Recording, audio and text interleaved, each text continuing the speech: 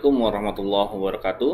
Tabipun, selamat datang. Selamat bergabung kembali di mata kuliah umum pendidikan bahasa Indonesia. Berjumpa lagi dengan saya, Heru Prasetyo, sebagai tim pengampu dari mata kuliah ini.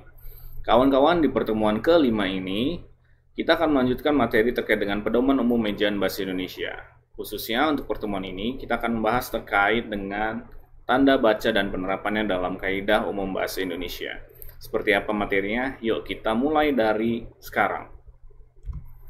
Oke teman-teman, di pertemuan kelima ini kita melanjutkan materi terkait dengan POEBI. Ini adalah POEBI yang kesekian, dan besok kita akan masuk ke materi terkait dengan tata kata dan masih terkait dengan POEBI. Jadi masih ada dua hari ini, pekan ini dan pekan depan. Nah, untuk pekan ini kita akan membahas terkait dengan penerapan tanda baca atau penggunaan tanda baca. Oke, sebelum melangkah ke materi berikutnya, teman-teman, jika ada pertanyaan atau pendapat teman-teman, silahkan tuliskan di kolom komentar video ini ditautkan, yaitu di YouTube, atau kalian bisa menuliskannya di forum diskusi Fiklas Unila ACD. Jangan lupa, jangan sungkan bertanya ya, kalau misalnya bingung bertanya. Oke, terima kasih. Oke, untuk mata kuliah terkait dengan POEBI ini ada beberapa hal yang harus disiapkan oleh teman-teman. Yang pertama adalah terkait dengan POEBI itu sendiri bisa diakses secara daring, yaitu di POEBI. Itu alamat tautannya ya. Lalu berikutnya harus memiliki KBBI, boleh daring, boleh yang aplikasi. Yang jelas punya KBBI dan punya POEBI, itu dua yang paling penting. Nah, sebagai penunjang ya, mau tidak mau harus ada gawai, baik itu berupa handphone, tablet, laptop, dan yang jelas belajar yang rajin ya. Oke, ini adalah tanda baca. Bagaimana bila sebuah tulisan hadir tanpa tanda baca? Bisa dibayangkan ya, tulisan tanpa ada titik, tanpa ada koma. Nafasnya gimana? Terabas aja pokoknya. Nggak ada berjeda, nggak ada berhenti. Lelah pastinya, dan tidak ada ekspresi. Oke, mengenal POEBI berbahasa Indonesia yang baik. Kaidah atau aturan dalam berbahasa Indonesia merujuk kepada pedoman umum ejaan bahasa Indonesia. Oleh karena itu, di perkuliahan ini saya menganjurkan dan mewajibkan teman-teman untuk dapat membaca POEBI, karena itu buku yang paling harus kalian kuasai. Karena semua kaidah, semua aturan ada di sana. Dan POEBI singkatannya, ini adalah ejaan baru untuk merevisi ejaan yang disempurnakan telah ada dulu. Karena udah lama diperbaharui. Kapan? Sejak 2015. Berdasarkan Peraturan Menteri Pendidikan dan Kebudayaan Nomor 50 Tahun 2015 tentang Pedoman Umum Ejaan Bahasa Indonesia. Balik lagi, referensinya yang harus digunakan POEBI daring atau POEBI yang ada di Fiklas di atas, nanti bisa kalian lihat, atau kalian bisa akses KBBI baik itu lewat Google Play atau App Store atau KBBI daringnya. Lalu POEBI yang biasa ada di Fiklas ya. Oke, POEBI daring, POEBI biasa. Penulisan tanda baca, POEBI 3.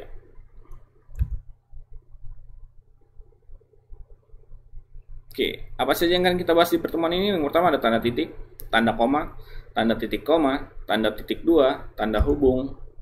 Lalu berikutnya kita akan mulai membahas lagi terkait dengan tanda pisah, tanda tanya, tanda seru, tanda elipsis, tanda petik. Kalau misalnya teman-teman tadi memperhatikan, pisah sama hubung hampir sama loh Pak. Sama, beda kali Bu. Kalau hubung tuh stripnya kecil, kalau pisah itu stripnya gede, panjang. Nanti kita bahas. Penggunanya pun berbeda. Lalu ada petik tunggal, tanda kurung, tanda siku, tanda garis miring, dan tanda penyingkat. Apa saja yang kita bahas? Itulah, ada 15 tanda baca. Ini hanya saya bahas sekilas ya, tidak semua. Misalkan pertama, tanda titik. Digunakan di awal atau di akhir kalimat. Mereka duduk di sana, titik. Gitu. Lalu berikutnya, digunakan di belakang angka atau huruf dalam suatu bagan ikhtisar atau daftar. Jadi nanti teman-teman kalau misalnya melihat subjudul, pasti akan ada titik, menemui titik. Berikutnya ada koma. Kalau di koma itu, ini hanya sekilas ya, nanti detailnya ada di POEBI. Karena untuk setiap tanda baca itu aturannya banyak atau kaidahnya banyak. Untuk titik aja bisa sampai hampir 10 gitu. Jadi ini hanya sekilas saja, jadi tidak semua saya jelaskan. Berikutnya terkait dengan tanda koma, itu untuk pemerincian yang pertama. Lalu berikutnya ada terkait dengan sebelum kata penghubung seperti tetapi, melainkan, sedangkan, itu harus ada tanda komanya. Ini hanya contoh. Berikutnya nanti baca di Poebi. Kalau saya menjelaskan semua, lelah kakak. Berikutnya ada titik koma. Ini dipakai sebagai pengganti kata penghubung untuk memisahkan kalimat setara. Misalkan ayah menyelesaikan pekerjaan, ibu menulis makalah, adik membaca cerita. Biasanya kan ada teman-teman menggunakan tanda koma. Bisa juga digunakan tanda titik koma. Kali ini adalah majemuknya majemuk setara. Berikutnya pemerincian berupa klausa. Nah, ini ketika biasanya menuliskan syarat-syarat. Bersama ini saya lampirkan fotokopi ijazah, fotokopi KTP, fotokopi SIM. Nah, itu untuk pemerincian seperti itu gunakan tanda titik koma. Lalu berikutnya titik 2, untuk pemerincian atau penjelasan. Hanya ada 2 pilihan, hidup atau mati. Itu pemerincian dalam satu kalimat. Dan sifatnya setara. Lalu berikutnya ada terkait dengan mengakhiri pernyataan. Kita memerlukan kursi, meja, dan lemari. Tahap penelitian yang bisa dilakukan meliputi itu harus menggunakan tidak digunakan tanda titik 2. Lalu berikutnya ada tanda hubung. Tanda hubung itu dipakai untuk menandai bagian kata yang terpenggal oleh pergantian baris. Hubung stripnya pendek, tapi kalau pisah nanti teman-teman akan menemukan stripnya lebih panjang. Nah, kalau pisah digunakan untuk membatasi penyisipan kata atau kalimat yang memberi penjelasan di luar bangun kalimat.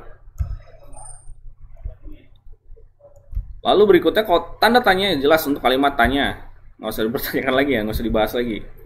Lalu berikutnya untuk menyatakan bagian kalimat yang disangsikan. Indonesia terdapat 740, yakin 740, maka dikasih tanda tanya. Kemudian ada tanda seru. Kalau tanda seru dipakai untuk mengakhiri ungkapan atau pernyataan yang berupa seruan atau perintah. Merdeka, masa, seru. Kalau elipsis titik 3, menunjukkan bahwa dalam kalimat atau kutipan ada bagian yang dihilangkan. Kalau petik, ya ini untuk menuliskan kalimat langsung. Lalu berikutnya petik tunggal itu terkait dengan petikan di dalam petikan. Nah, kalimat utamanya adalah kalimat kita bangga karena lagu. Nah, ini dipetik lagi Indonesia Raya berkembang di arena Olimpiade. Kata ketua KONI. Jadi ada petikan dalam petikan untuk menegaskan. Tanda kurung untuk mengapit tambahan keterangan. SIM, surat izin mengemudi, KTP, kartu tanda penduduk. Tanda kurung siku itu mengoreksi atau biasanya ketika kalian melakukan proses penyuntingan atau editing. Sang purba harusnya mendengar tapi tertulisnya mendengar, maka di sana ditambahkan kata huruf D untuk editingnya. Sementara garis miring untuk nomor surat, nomor pada alamat, masa 1 tahun yang terbagi dalam 2 tahun takwim. Kayak misalkan semester 1, semester genap, semester ganjil gitu. Nah, ini ada tahun ajaran 2012, 2013. Tanda penyingkat, apostrof, akan menjadikan, bukan menjadikan, telah menjadilah. Seperti itu. Penyingkat. Oke. Kita coba ya. Nanti silakan upload di Vclass jawabannya saja dan beserta penjelasannya. Jadi jawaban beserta penjelasan mengapa kalian memilih ini. Oke, yang pertama, kami mempunyai seorang guru, panggilannya Pak Hanif, orang yang sangat sabar dan taat beribadah. Ia pernah terpilih sebagai guru teladan se-Indonesia. Kami senang jika belajar dengan beliau. Ada yang harus diperbaiki. Apa itu? Silakan pilih dan jelaskan.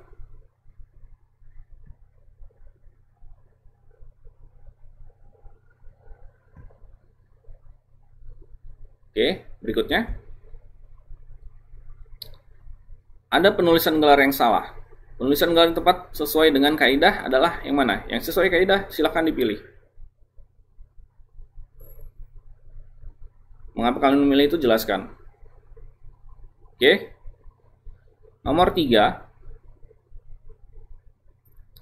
Ada penggunaan tanda hubung yang benar, tapi terdapat dalam kalimat yang mana? Silakan dipilih. A, B, C, D? Silakan jelaskan. Berikan keterangannya. Mengapa kalian memilih A, mengapa kalian memilih B, mengapa kalian memilih C, dan D? Nomor 4. Penggunaan tanda koma pada kalimat yang benar adalah pilih A, B, C, D.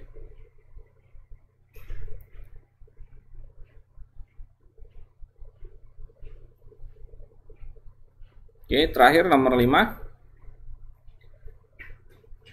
Kalimat pertama, harga gula pasir di sejumlah daerah terus meninggi. Nomor 2, bahkan sudah mencapai 18.000 per kilogram. 3, padahal harga komoditas pemanis itu sempat turun. 4, pertengahan bulan lalu harganya 14.000 per kilogram. Ada yang salah, ada yang tidak tepat. Nomor berapakah itu? Silahkan pilih 1, 2, 3, 4, A, B, C, D. Berikan penjelasan atau keterangan dari jawaban kalian tersebut. Oke, terima kasih teman-teman. Itu adalah terkait dengan materi kita di sesi 5 terkait dengan penggunaan atau penulisan tanda baca. Teman-teman, sesi 5 ini akan berakhir dan teman-teman pekan depan akan memasuki sesi ke-6, yaitu terkait dengan POEB keempat atau penggunaan tata kata. Nah, sekian dari saya. Terakhir, pesan dari sponsor, tetap patuhi protokol kesehatan. Mencuci tangan di air mengalir menggunakan sabun, gunakan masker, tidak berkerumun, dan jaga jarak. COVID masih ada. Oke, baiklah sekian teman-teman.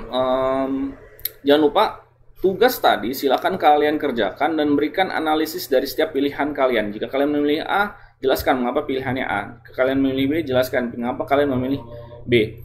Dari setiap pilihan tersebut silakan kalian kerjakan itu di Word, lalu kalian convert atau kalian ubah menjadi PDF, lalu kalian kirimkan ke Vclass di alamat atau di kanal tugas yang telah disediakan sesegera mungkin. Dan jangan lupa, jika ada tombol submit, silakan klik tombol submitnya. Jika tidak, ya abaikan. Demikian, terima kasih atas kesetiaan dan kesediaan teman-teman dalam menyaksikan video ini. Terima kasih, sampai jumpa di kesempatan berikutnya. Wassalamualaikum warahmatullahi wabarakatuh.